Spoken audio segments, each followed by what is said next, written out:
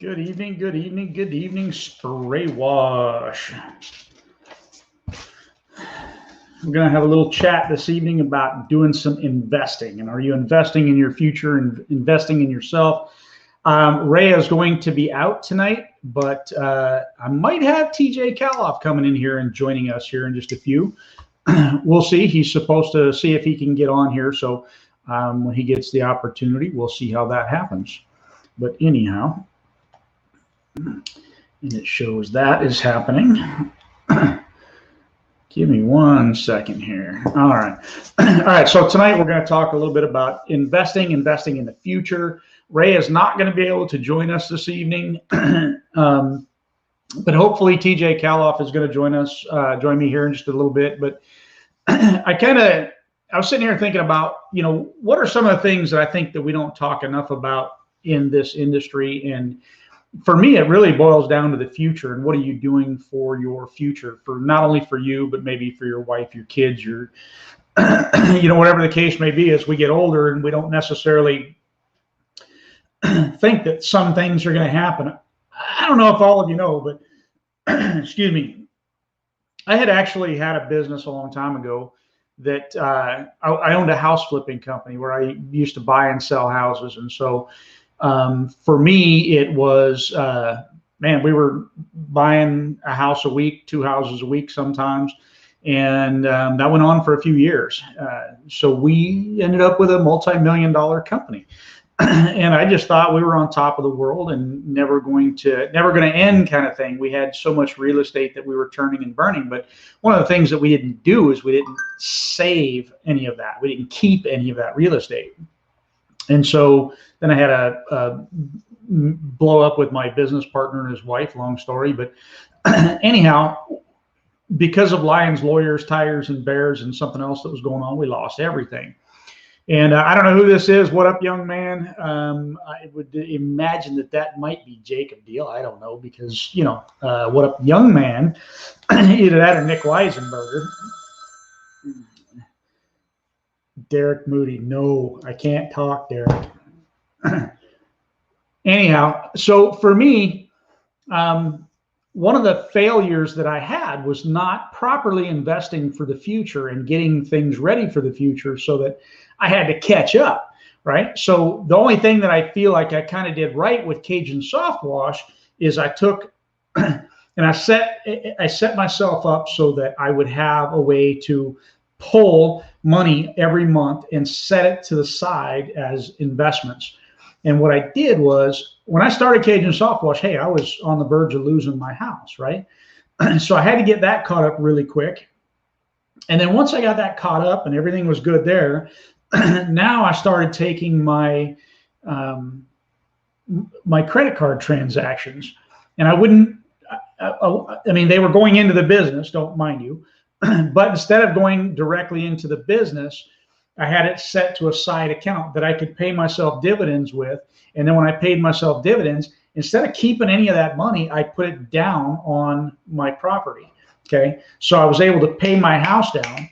And then when I bought my shop, I turned around and I took that money from, now from the house, and I started putting it down on my shop. I was able to pay my shop off in like 2 years or something like that, 2.5 years, whatever it was. I just bought my shop not too long ago and was able to pay it off. So those were part of what I did for investments for the future. And so what I'm suggesting for y'all, I don't know who's into the stock market, who's not into the stock market, but if you, I encourage it. And I'm learning more and more about the stock market every day. Right now, I'm nothing more than a stock market idiot. And I'm learning, I'm trying, I'm getting there. But one of the things about it was when I did, like today, I made a decision of something I was going to do with the stock market. And that decision really was, hey, let me try something different, because I've been trying to do some day trading and I've been trying to watch some of the stuff that's been going on and trying to catch some of that ride on the AMC, the GME, and the BB, and all this kind of stuff that's been going on. And I have definitely been a donor in that scenario. Luckily, I set my stop losses, and I've been doing some things. And if I would have been a little bit looser, I actually would have made money with it, which I didn't. I didn't do because I didn't do it correctly. But anyhow, so for me, I had kind of a revelation today, something that I'm going to try. One of my friends had shown me his portfolio, Derek, actually, surprisingly, the one that tried to call me. And one of the things is that his investment advisor puts him all into basically what's called blue chips. There's TJ. Hey, Bo. What's happening? What you got going on, man? Enjoying the Texas heat, 105-degree heat index today. Enjoying the 105-degree index. Yes, sir. All right, let me finish up on my thought, and then we'll roll with it. So the thing I decided to do today is I'm talking about stuff. You just coming in, so you probably don't know what I'm talking about. But anyhow, so what I decided to do with my account was take what's called the blue chip stocks, and I set a whole bunch of buy limits. So I set like 30 different buy limits today on blue chip stocks. But I looked at the way, because stocks do this. They do all this up and down stuff. And so I set all my buy limits at what I feel like is going to be a bottom. Hey, I don't know if that's going to work, but I'm hoping so. And then I'll ride it from there because he's doing pretty well with it. I was just thinking about, what are you doing for the future for you, TJ? I'm trying to save up enough money to buy stock in Natural Light. No, you do put stock in the Natural Light right now. I do not. Yeah. I thought you were the CEO of the company there, a couple times. Yeah. No, we're actually we're working on a proposal right now. Just because of some of the people that are in the group, I'm not going to mention who it is. Mm-hmm. But it could be one of those golden nugget game changers. Awesome. It's a 7-day a week, 365-day a year contract. Wow. Doing about 50,000 square feet of concrete a day. Wow. So, yeah, it could be okay. I'm not going to mention any machines, I know which one to buy. Yeah. So a contract, 365 days a year, 7 days a week, cleaning 50,000 square feet of concrete a day. Yes, Holy sir. crap! What? Yep. So you have been drinking a little bit too heavily, is what I'm thinking. No, it was actually a CEO that we do work for. Name dropped us to a head engineer for a very large corporation, and they reached out and said they want to change the route they're doing things. Right now they're doing everything in-house. He said it's unprofessional. It does not have the appearance that they want to. They looked through our portfolio and said that they want to move forward with seeing if we can get things worked out between the two of us. So that's awesome, man. Congratulations. Yeah, I've learned one or two things. Yeah, there you go. That could be a total game changer too. Especially, you're going to have more people. You're not going to be able to do that by yourself, kind of a thing. No. I know two fat old retired guys that you might be able to get to supervise. Yeah.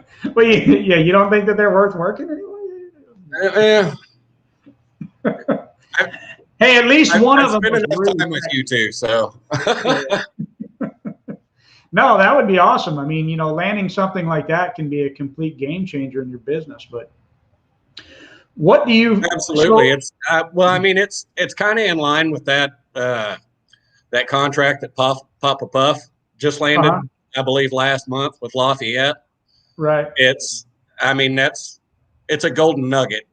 That's not something you find every day. So yeah, we're going to do our best to write it out and see if we can make it work. But the thing is the only way you get those is by, first of all, you got it from a name drop from somebody else. Yeah. Right. So that comes from what? It comes from building relationships and doing awesome work. I think it's because they like my wife, but whatever. Well, in her defense, she's likable. You're not. So, there's that. Touche. Yeah. I still think that there's got to be something wrong with her. I mean, you know, she seems so perfect, but then there's, you know, you're over there. Yeah. No. Thank the Lord for lithium. Yeah, seeing you guys together is awesome. I mean, it does. It reminds me a lot of my wife and I. You know, I mean, we've been together now for over 30 years. I mean, marriage-wise, we've been together since. Yeah, we got an anniversary that's coming up, and it's one of those. Yeah. So anyhow, I don't know which year it is. I'd have to. Well, actually, Saturday is Grace and I's anniversary. So yeah, that's awesome. Mm-hmm. And how many years does it make for you and Grace? I believe it or not, only 5. Only 5. Yeah, no. I know it hasn't been very long, but nonetheless. Now I'm sneaking her away from the weekend. She doesn't know where, but yeah, we're going to take off for a bit. Well, so not this weekend, but next weekend, my wife gets a week off of work, and I'm going to whisk her away somewhere, and I don't even know where we're going. It's so secret. I don't even know where we're going yet. That's how I operate a lot of days. Yeah. Mm-hmm. I've been thinking about, but the problem is, like you were saying when you came in, the Texas heat side of it. So I'm wanting to, I was thinking about just taking her camping on a lake somewhere, but I do know that the heat is pretty hot out there right now. I don't know it's a little miserable. Grace requires that we take air conditioning wherever we go. So there you go. Mm-hmm. That's for her pampered pet. Yes. Mm-hmm. So are you doing anything to set yourself up for the future? And if not, what about with that contract? If you land that contract, what could you do for yourself to really set yourself up for the future so that you do have something 10 years from now? Well, even if we don't land this contract, we are looking at pursuing other large jobs like that.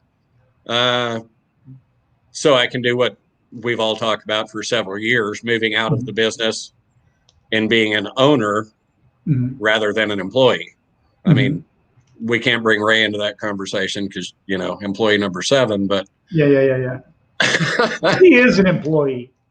But no, that's our ultimate goal is to be owners and have a full-time operations manager, have someone running things. That way we can do like you and goof off. There you go. So I'm putting you on the spot, and I know that, sorry, but that's what that's okay. You knew that coming into it, right? Well, so what are you doing to, so what are you doing right now to set yourself up for that goal? Or what do you feel like you need help with to reach that particular goal? Well, right now we're working with it sounds bad. We're working with our higher level clientele, one-on-one to see what we can do, if anything, to improve what they would like to see different from our business. And really just trying to mold into what those large scale CEOs, CFOs, COOs want to see from a service-based business. Does whatever they need, that's what we want to be for them. We've talked about that before. Oh, absolutely. It's offering them solutions and not offering them problems. And helping them with the problems that you see along the way. I mean, that's one of the biggest things I think with my business that helped me with especially my commercial jobs, and especially with my, not just commercial, but my government jobs, my commercial jobs, those kinds of things, is, when you talk about problems, it's finding problems. So in other words, problems that they already have that they don't know that they have, right? Absolutely. If you find those problems and you make them aware of that, and honestly, for me, it's also a way that we got a lot of business. So if I'm driving around and I happen to see a hazard at a business that I would like to do business with, I would reach out to them and say, hey, I happen to notice that your, dumpster was knocked over, or your, light pole was, you got a tree rubbing up against your electrical mast, those kinds of things. And I'm not offering anything, but I have my signature line, right? So they know who I am. I just send them that email that says, hey, it just let you know that you've got this tree hanging on your power line. Didn't know if you were aware of it. Maybe even snap a picture and send it to them. But it's got my signature, which has got my email. I mean, they already have my email address. And if I can't get their email address, I'll send it to them by snail mail. I don't care, whatever it takes. Absolutely. Absolutely. I mean, literally this week, we were doing one of the homes in the historic part of downtown. And a lot of the homes in this area are part of the Texas State Historical Commission. They're original to when the town was founded. And we did a house wash and pool patio area for a customer down there. And we walked around, and there were a couple water intrusion points on the roof where skylights were starting to let go. The guy that does their Christmas lighting had added an interiorated outlet up under the eave of the house that they did not know about. So we point those issues out, and I mean that speaks volumes to the customer. It's like they're not here to make a buck; they care about me and my business, and service is what's going to set you apart. Absolutely. Setting yourself up with the different service expectations that aren't just about the services that you provide, going above and beyond. And one of the other things that I like to mention to people all the time is that, you treat every single property and every single project as if they not only have cameras, but they have audio and video at every single job site. If you treat every single job site that way, you'll do things that you may not normally do. Like, as an example, even if I'm walking around a building and I'm snapping pictures for my, proposal, if you would, and I see trash laying around, I'll pick that up as I'm going along, because I'm hoping that they're watching me and that they're seeing what I'm doing and they're seeing what I'm putting out, right? Or what I'm picking up, or that what I'm doing, or if there's somebody, entering the building at the same time I am, just holding the door open for them, got your shirt on or whatever, and you never know who that person is. It could end up being the CEO or whatever. I actually had one that was the funnest one I ever had, the best one I ever had. We have a company here called Community Coffee, and it's the big coffee maker, right?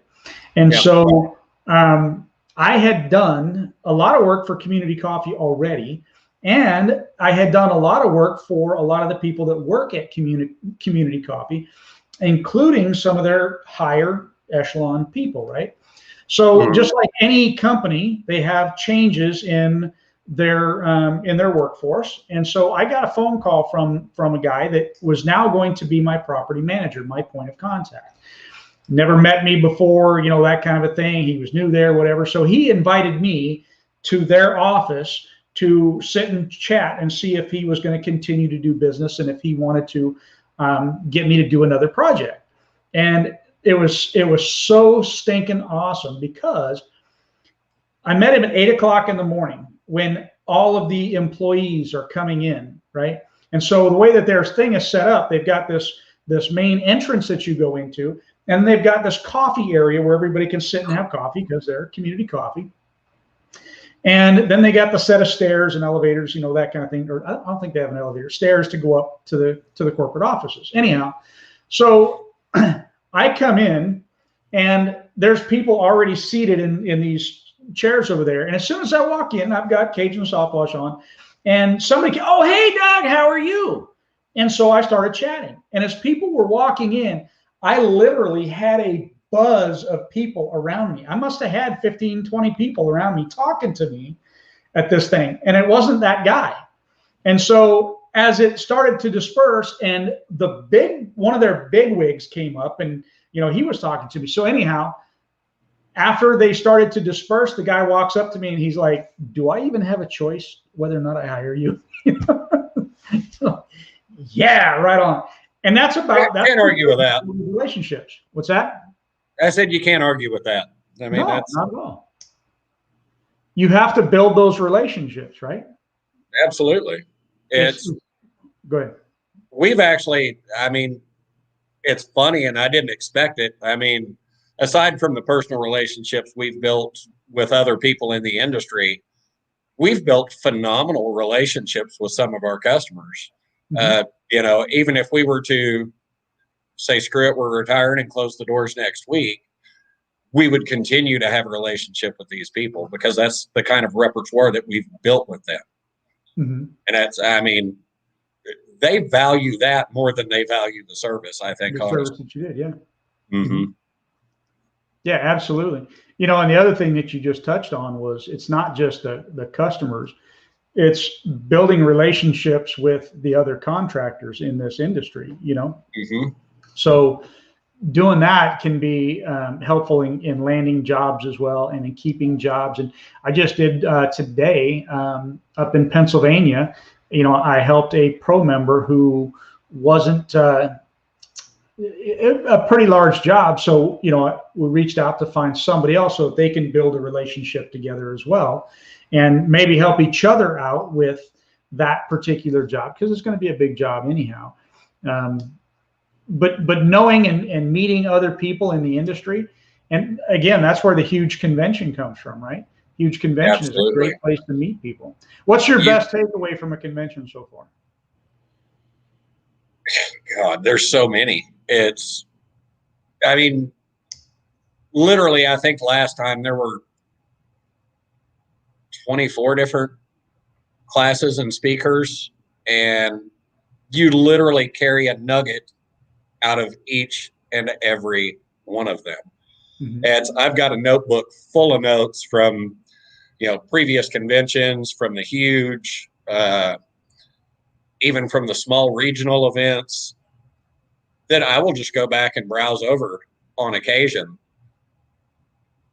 just to remind myself, oh, hey, have we implemented that? Are we doing that? Is that something I need to refocus on? And we need to really set this as a priority and make sure that we're doing it now. Having systems to operate your business is huge. Mhm. I mean, you can snowball it for as long as you want, but until you have set systems in place, it's not going to flourish. It's not. Mhm. Um, to hiring employees, to dealing with employees, dealing with property managers, going after commercial contracts. Anything you want to learn, you can learn at a convention if you'll invest the time. One of the problems that I see with most people at the convention is that they're not doing one of the things like you said. They're not writing it down. Because Mm-hmm. sometimes I'll talk to people, and I'll ask them, "What's your best takeaway from the convention?" And we'll go over the same thing. Wow, man, I wish I could remember all the nuggets that I had. Okay, even if you don't have to carry around a notebook with you, but man, at the end of the day, or sit down and write down those thoughts if you lunchtime or whatever, because there is so much that you can learn and so much that you can take away. And absolutely, and I mean, some of the speakers do move at a faster pace than others. Mm-hmm. I've also taken my iPad and just Mm-hmm. opened the notes app and sit there and type while they're talking. No, my eyes aren't on them. That I don't care. They're going to talk anyway. Mm-hmm. But I can sit there and type it out. And I remember even at the 2018 Cabo gas station training, Mm-hmm. I might have been hungover. It's possible. A little bit. I didn't bring my notebook. I didn't bring my iPad. So I just pulled out my phone, and Carlos had all of his bullet points laid out on slides. Mm-hmm. So I sat there and took a picture of each individual slide. That way, when we got back from Cabo, I could sit down, go over them, write them all down. Reading what you've written makes you retain it. Mm-hmm. It's Helps you definitely. it's a proven fact. More than looking at a picture, more than listening mm-hmm. to somebody. If you write it down and read it, you're going to retain it better. So I like to actually handwrite that stuff and go back and look at it. Mm-hmm. Mm-hmm. So, in that, what do you think? What do you think you've actually implemented that you learned at a convention that was the best thing you've implemented that came out of a convention? Don't hang out with Thad. Don't hang. He gets me in trouble. It's weird. Yeah. He's pretty good about that. No, he'll probably say the opposite, blame it on me, but whatever. Yeah. Now, honestly, just having the mindset of an owner, Mm-hmm. we've got a ton of new people that came in just over the last year, Mm-hmm. but even the first couple of years I was in business, I had 100% an employee mindset. Mm-hmm. It's okay. Here's we've got these jobs today. This is it. This is all I need to get done. That's all I need to think about. Mm-hmm. And it was get up, do these jobs. That's it. I'm done for the day. There was no afterthought. There was no follow up. Where are my leads coming from? What are my numbers? Where is my overhead going? Mm-hmm. It's numbers is huge. I've actually been surprised so many times when I talk to people and they have no idea what their numbers are. And to be honest, I was one of those guys. I mean, I hate the office work. I mean, I hate it. I wasn't. Absolutely. I was as well. And we have to deal with a certain amount of things being moderators of a very large group like Spray Wash, and everybody gets annoyed with the how much should I charge question. Mm-hmm. And I try not to be rude about it, but my most common response now is no one can give you your price. Mm-hmm. No one. Absolutely. No two businesses are alike, and everybody's insurance cost, operating cost, overhead, they're all different. Yeah, if I pay my employees $25 an hour and you pay them $15 an hour, that's going to affect our pricing scale. I mean, no matter Absolutely. how you do it. If you drive an F-250 and I have an NPR diesel, that's going to affect our rates. If you walk the roof and you've got and you have a policy that allows you to walk the roof, assuming you've done it correctly, that kind of thing. And I spray from a ladder, and so I have a policy that reflects that. That's going to affect what my rates are going to be. And quite honestly, experience is the same thing. Well, it's just like there's guys that do water-fed pole only on window cleaning. Yep. And Daniel posted that thing a couple of days ago. He's doing that building that he did a year ago, where he's on a rope over the side of the building, over a body of water. It's doing rope work has a different insurance requirements than standing on the ground and holding a water-fed pole. I was gonna ask him on that, because that one area goes straight down to the water. It looked like he was working off the side, because otherwise he can't go all the way down because he'd be in the water. He'd have to go back up. So he's got to either swing himself over to that little tiny ledge there, or he's got to work that with a pole. He's actually got pictures of it from last year that he posted when he did it last year. Well, he had someone else on a rope last year, but now he's doing it himself.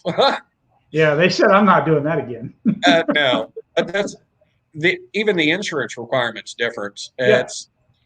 Can you do everything in your business that your current model is set up for with a $1 million GL policy? Mm-hmm. Or do you have to have a $5 million umbrella policy? Do you have to carry $1 million in commercial auto? Do you have to pay workers' compensation insurance? Those all come into play with your numbers. Mm-hmm. And Ray and I have talked about the profitability difference between a large corporation and an owner operator. Mm-hmm. Your profit margins are going to be higher. I mean, a lot higher as an owner operator. It's 30 to 40% higher typically, and because I don't have all those associated costs. Mm-hmm. So I can walk out and do a 1-hour job for $175, and my profit margin on that is the same as you doing that job and charging them $275. Right. Because the rest of that just went to your overhead. Mm-hmm.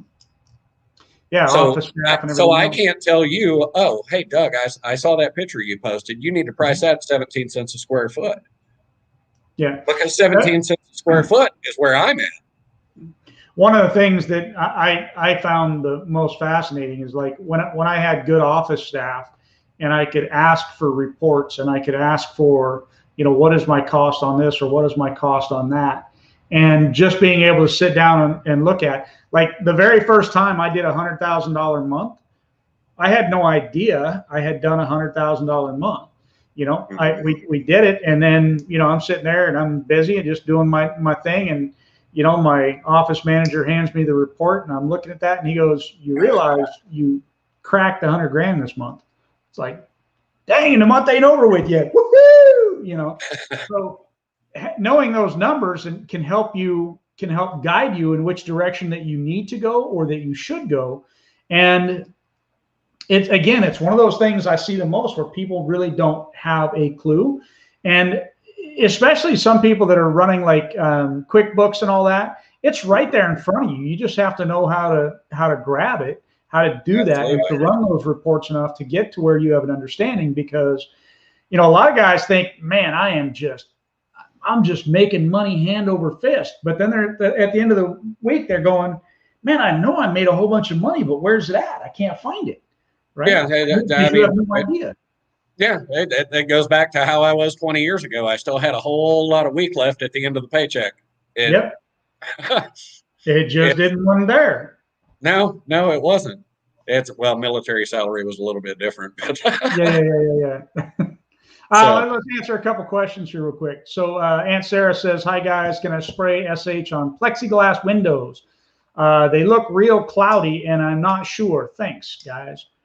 So first of all, if the plexiglass is cloudy, the SH is not going to help it. I mean, the SH is there for the organics, and plexiglass, typically, if it's cloudy, I wonder, I don't know this, I'm speculating here, but I wonder if One Restore, because it really is on the outside, but it does go through the plexiglass. I doubt that even One Restore. Well, since plexiglass is actually it's a polyethylene plastic blend, it's clear, it UV bakes. And by the time it has that cloud in it, usually it's beyond repair. Beyond anything, yep. Mm-hmm. I mean, you could try polishing it with, 4/0 steel wool and then One Restore, and plexiglass is pretty cheap. Yeah. By the time you're done spending the money on all that, you're better off just to replace the plexiglass.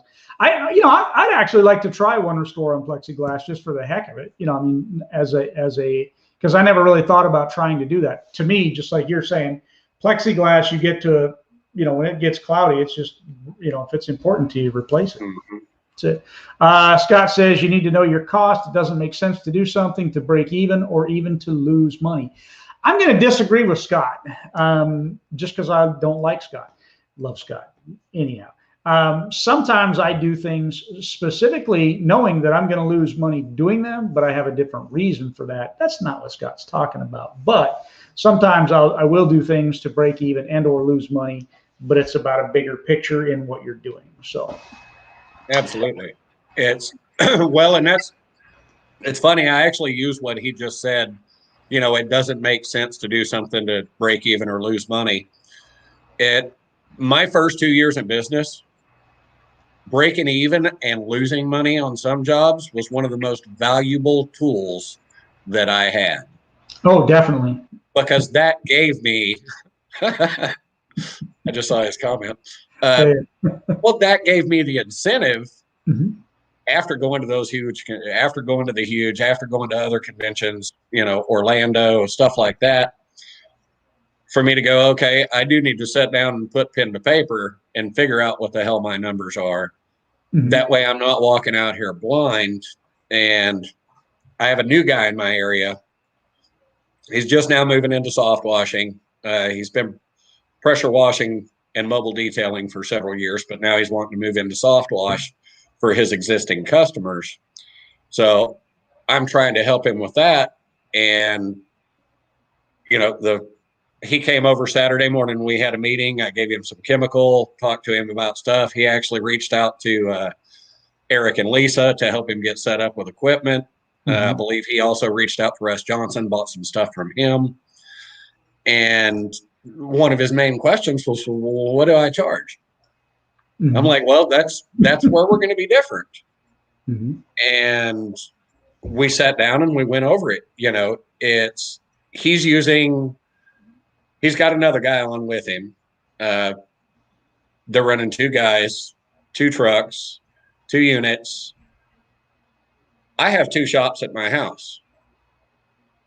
I have no cost for my equipment and for my equipment storage, for my chemical storage.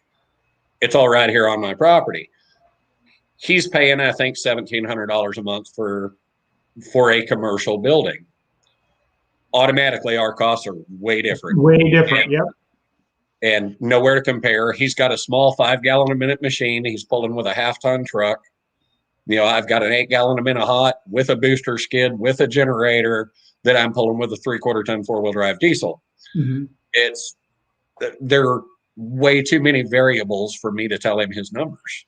Well, not only that, but also, you know, a lot of something I think other people don't think about is experience levels also affect your rates and what you can do. So, like, I can do something at, let's just say, a $200 an hour, and you know, somebody that's less experienced than I am can do something at $200 an hour.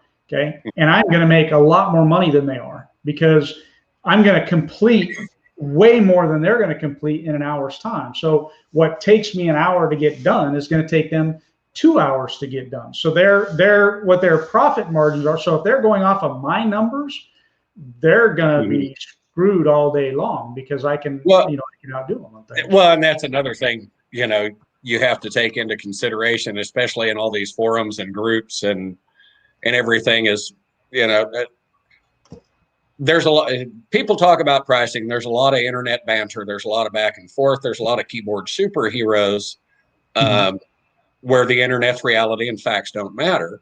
And with one guy, they can pull up with a 5-gallon-a-minute 12-volt soft wash and they can knock out a 2,700 square foot house in 12 minutes. Yeah. Or what is it? A big barrel tile roof in 45 so they minutes? can knock out a house in 12 minutes. So they can do that 2,700 square foot house for $199 and they're killing it. Yeah. So, yeah, you know, I mean, here's the fact that, I mean, everything on the internet's true, right? So, I mean, that's why you really have to vet who you're listening to and what you're listening to. And look, sometimes, you know, most of the time, 1 + 1 = 2, most of the time. And so if you start listening to somebody and you put that one up against that one, and it doesn't look like it equals 2, maybe there's something wrong with what they were saying and what they're doing, and maybe you shouldn't be listening to them, kind of a thing. So I'll always keep a lot of that in mind. So Wade Paget says, I could really use a list / how to do for all the systems. Any thoughts? Come to the huge convention. That's exactly where I was going to go. Go to the huge convention. If this is one of those things that is going to be touched on, there's so much involved there. So one of the things that we wanted to do is we wanted to write a class that was basically a how to train your employees. Okay, and so in trying to come up with that class and trying to wrap my head around that class, it's extremely difficult to do. And I know that's not necessarily about systems, but it is. I'm going to bring it back around. And that is, TJ, you do things differently than I do. You use different machines than I do. Okay, a lot of it, you and I probably use the same equipment, probably use the same machines, boosters, and all that. But there's a lot of different things out there. Like, I don't use an air diaphragm. Okay, I don't downstream. I don't do a lot of these other things that other people might do, right? And so we're not a window cleaning company. We're not in an area that has rain gutters all the way around. There's so many different aspects to it that how do I wrap my head around training somebody to do something that I don't do? So I have to get somebody else to do that. And we're going to have to work work our way into that. Like wood cleaning is another great example. Cedar shakes. I've never done a cedar shake roof. I've bid them, and I bid them high because I'm going to hire somebody to come and do it for me because I don't know how to do it. I don't care to do it. So, so the huge convention is that place where you're going to be able to meet people that do and know all kinds of different things. You're going to, just like I said the other day, you're going to have one guy sitting on one side of you that does $10 a day and another guy that does 10 million a year. So, you're going to have all that. And then the systems for each of them is going to be slightly different, right? Slightly. So hooking up with who it is that the goal that you have. So that would be another example. If your goal is to have, one truck, your systems are probably going to be different than the guy that his goal is 15 or 20 trucks, right? Mm-hmm. Absolutely. So, and that's,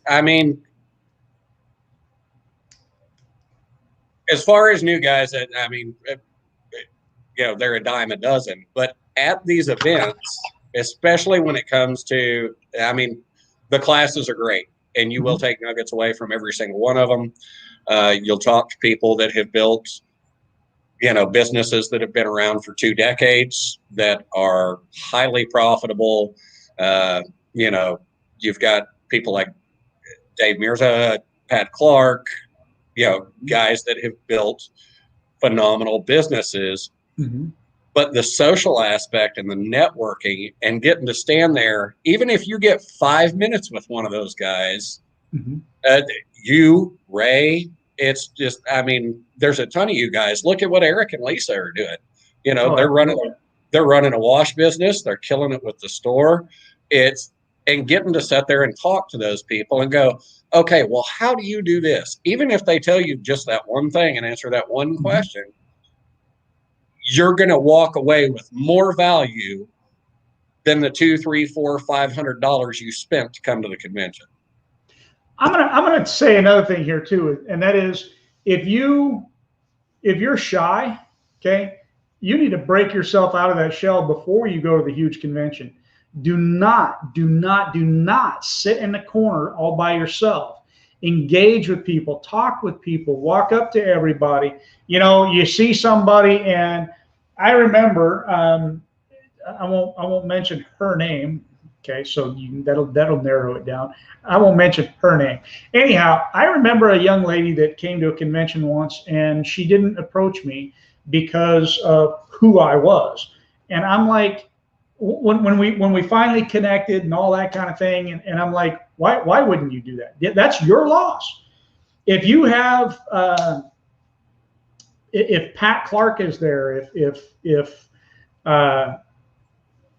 Ray Burke is there, if TJ's there, if Scott Torsey is there, if Brandon Vaughn is there, look, we're all people, right? Just you might not say Scott. Hi. You might not put Scott in there if you read his last couple of comments. You're going to want to smack him through a keyboard. Question of the decade, right? There you go. I am not really into that is so not happening. I think there's a block button on here. I can block it. Anyhow. And then Scott, Dougie, can I get you for 5 minutes? No. I don't trust that man as far as I can go.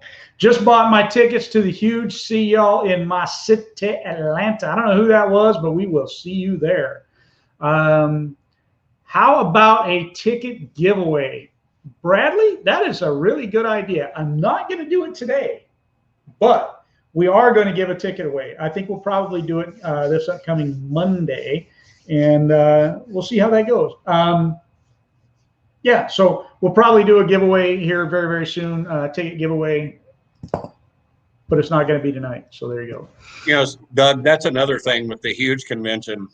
Going to these conventions, meeting, networking. I met a ton of people that are outside of my service area that are still in my region. Joe Rogers we don't service the same area, with Poisidian Power Wash. He's about 90 miles east of me. Great contact to have. Absolutely. Phenomenal business. You know, people from the Houston area, you know, granted Texas is so small, everything's just a day's drive away. Yeah. It's got to be really hard for you in such a small area. Yeah. But I mean, I've met people in Houston, Austin, San Antonio, West Texas. There's guys I'm networking with now that I literally would not have met outside of these events. And so with that networking part of it, and here's the pitch for going to the conventions as well, that networking can end up making you a crap ton of money just from jobs that you can get, or education that you get, or mistakes that you don't make because you talk to somebody there, because you didn't sit in the corner like going, oh, I don't want to go talk to nobody. Break out your shell, approach people, talk to them. Yeah. Well, and I mean, you and Ray are both so timid and unapproachable. You know, it's just, y'all are. Yeah. You should see us in real life. I mean, I'm actually in real life. I am 7'4". I weigh 622 pounds, and it's solid muscle. So it's very hard to approach me because I'm very intimidating. I get that. Yeah, same and I here. got a beard. I got a beard that sticks way out like this. I'm very intimidating. Yeah, absolutely. You know, I've seen it. Yes, well, Chris, we know that you spelled Jason Guyman's last name wrong. That's okay. I met Bobby Walker and Jason Guyman. And then, you know, you could end up meeting people like Carlos, which we were just talking about a little bit ago, and you've made friends with Carlos, and you know, yeah, you can come see TJ in Cabo. That's what. So the 2022 cleaning summit in Cabo. Carlos, you gonna dump the information on us? No, you're not. You watch. I'm gonna put you on the spot, and you're not gonna dump the information. You don't know it yet, do you? Do you, Carlos? I like me some Carlos. I think we know where it's going to be, just not when. I think that the cleaning summit in Cabo is probably. I think he's going to release where it's going to be. I don't know where it's going to be yet. Yeah, might be Cabo. Might be in Cabo. Might be in Cabo. Yeah. Yeah. And he'll personally hook you up with a fishing deal with Arturo. Yeah. I'm looking forward to going diving again. I haven't dove in years, and so it'll be nice to go and do some diving. My problem with Cabo has always been, and I've tried to smack Carlos several times on it, and it's always been right around Christmas time, and I'm not allowed to do anything at that time. So this 2022, it's not going to be, so I should get to go, and that's going to be awesome. I think he said it's going to be in September, if I'm not mistaken. That's what he's trying for. So, but yeah, Cabo Wabo. Yeah, in September. Yep, there it is. It is in September 2022. Y'all have advance notice right here, right now. You have advance notice. Cabo 2022. It's going to be an awesome, awesome thing. It's the Cleaning Industry Summit, and like the huge convention, it is different. Okay, it is a. How would you describe it? You've been to the Cabo event, the Cleaning Industry Summit. It's priceless. It cracks me up when people say I can't afford this class. I can't afford this convention. You can't afford not to. You literally can't afford not to. You gain more knowledge, more detail, more salesmanship from attending these events than you had prior to arrival. And it doesn't matter if you're new. It doesn't matter if you're a seasoned business owner. Did you not pick up something at the last huge convention, Doug? I picked up something at every single convention I ever went to. And not only that, but I mean, funny enough, because on my way there, you know, I'm typically thinking about, you know, classes, and I'm thinking about stuff, and there is, so the huge convention had in New Orleans in particular, had a particular gentleman that I was in his network at one point in time, and I did not want to go see him, but hey, look, I'm into picking up nuggets. I tried to get one of my guys to go see him so I didn't have to and pick up the nuggets. But, you know, at that, even with the people that, because this industry isn't necessarily full of drama, it's full of, Perry Tate just shared it with me the other night, and I'm trying to think of what it is. It's as full of drama as you want it to be. No. But that's the thing. No, there's a specific word he used, and it's escaping me right now. It has to do with youth. It has to do with most people think of it as youth. Come on, TJ, help me out when you don't know what I'm talking about. I don't know what the hell you're talking about. Immaturity. It's more about immaturity than it is drama, I think. A lot of it, there's a lot of immaturity that comes out during wintertime, you know, that kind of a thing. Do I feel attacked right now? I'm not sure. That wasn't meant for you, T. But anyhow, I don't even know where I was going with that. So let's just move on, right? Okay. And is it a business tax? And is it a business expense in tax write-off? Absolutely. I'm going to assume you're talking about the convention. I'm going to say Absolutely. You get a tax advisor, but abso-freaking-lutely. I think the way it goes is you get anything over 50 miles, you can write off 100% of your meals. Don't quote me on that, but I think that's what that is. So if you travel outside your area 50 miles and, you know, for meals and all that, meals, hotels, car rentals, fuel, you know, all these different things that you can write off that you should. As long as you are working and or discussing business yep. or training, it is a tax write-off. The amount you can write off really depends on your CPA. Yep. My CPA has been to prison twice, so I know he's not scared. That's not a lie. There you go. He's also 86. I might ought to find a new one. So ironically, I'm going to change the discussion here for whatever reason. I don't know why I'm doing this. I guess because I'm sitting here looking at it. And I already know where your stance is on it. But how do you feel about your guys about concealed carry? Well, honestly, I don't have a CCL. I do not. Or in Texas, they changed it a few years ago to an LTC, license to carry. They did just pass constitutional carry for Texas. Right. And that takes effect, I believe, September 1st.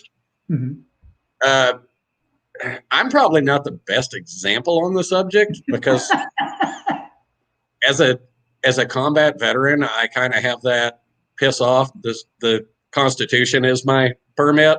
Yep, and exactly. I have always carried a firearm. As long as employees are not felons, I'm fine with them carrying as long as it is within the guidelines of the property they are servicing. Exactly. That's where I was going to go. It's gas station, night work, stuff like that. Absolutely. I'm not going to lie. I've been on the phone with Jake at 3 o'clock in the morning when he has some spun out crackhead come up and approach him. And I've had the same thing happen to me. Yep. I had a guy walk up, you know, obviously on drugs, no shirt on, wearing basketball shorts and boots, covered in tattoos from his ears to his ankles, and wanted me to call the police. And he went to jail when they arrived. But you did what he wanted you to do. But literally the first thing I did was I dropped the handle to my surface cleaner and I turned myself in a defensive position and put my hand on my firearm. Stuff is too stupid out there, and I know some people are against firearms, and I respect that. That's their right. But I think everyone should have the right to feel safe when they're working, and in some instances, I believe it necessary. But it absolutely, as a business owner, some properties prohibit personally their own policy, the carrying of firearms. Well, a good example for us would be some of the schools that we would do, right? So you can't carry on the school grounds. And so for me, I've had this discussion with my guys, and that is, you don't need to carry sometimes when you already have a weapon at your disposal. I mean, we had an incident once where we were on school grounds, and so, not carrying, and we were being approached, and it was not a good scene by any means. So I just walked up to the truck and I grabbed the residential pump, what I call the residential pump, just 12-volt pump. And I loaded up with a 50-50 mix, and I just kind of stood there with it. I'm like, you really don't want to come anywhere near me, because you cross that line right there and you are going to hate life. I mean, you will not hate it. I mean, this stuff will burn you up bad. Yeah, and a pressure washer can remove skins. Oh, absolutely. Throw a tip on there and go for it. So, I mean, we do have, I got mine here that's what made me think of it. It's just sitting beside me. But I mean, I always carry a knife on me everywhere. You can ask Ray. He's laughed at me for carrying it in the ocean. And I'm like, I might have to stab a shark. I don't know. Well, if not, you stab Carlos, so the shark goes after Carlos and you can swim away. That is correct.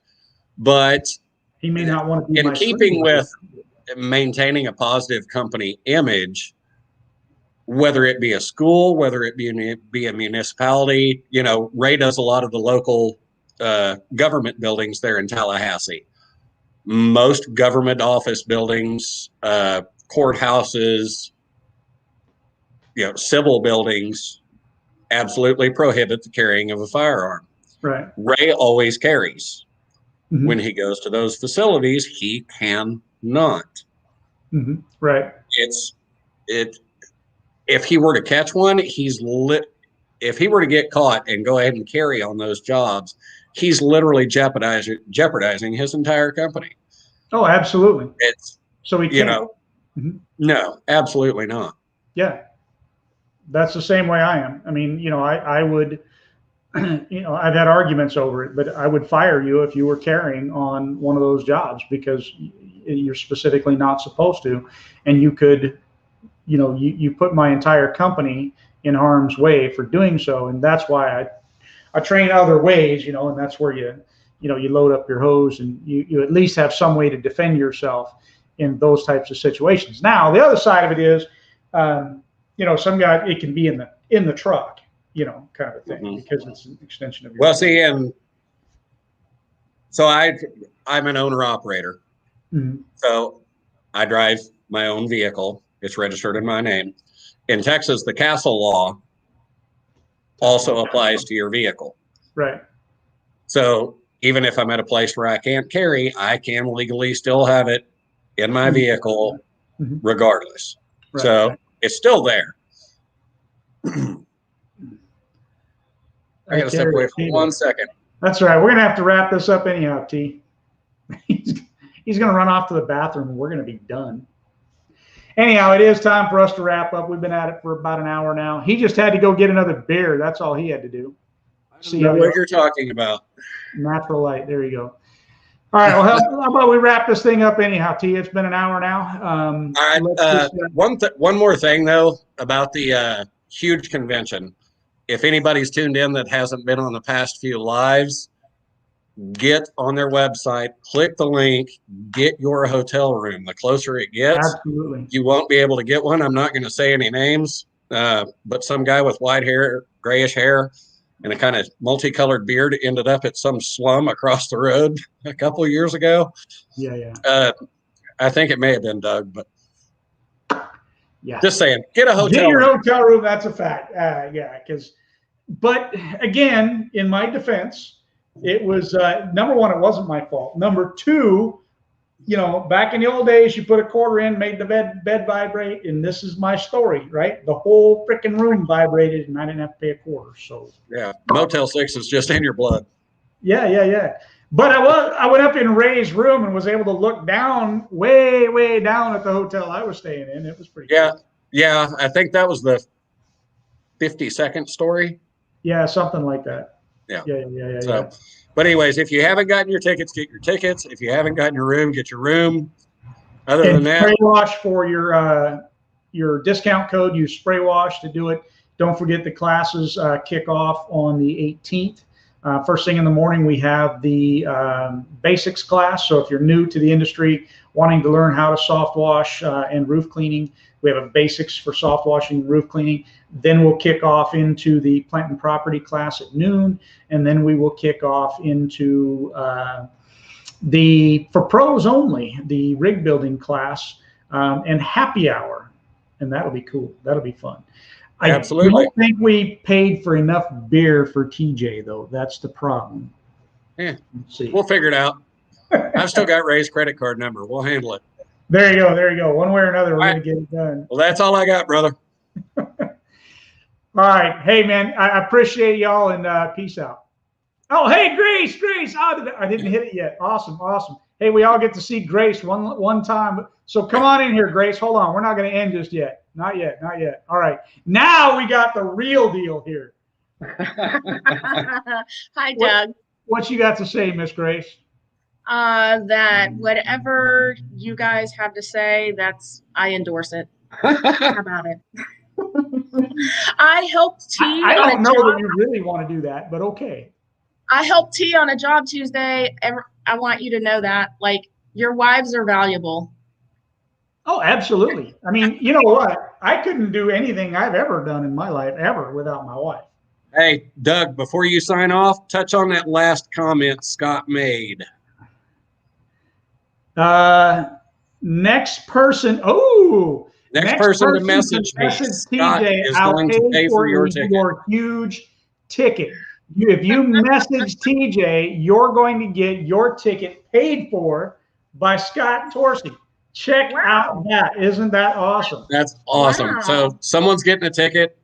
As far as my blown up inbox, Scott, children turn your eyes. Bye, guys. But that's awesome. Thank you. There you go. We're out.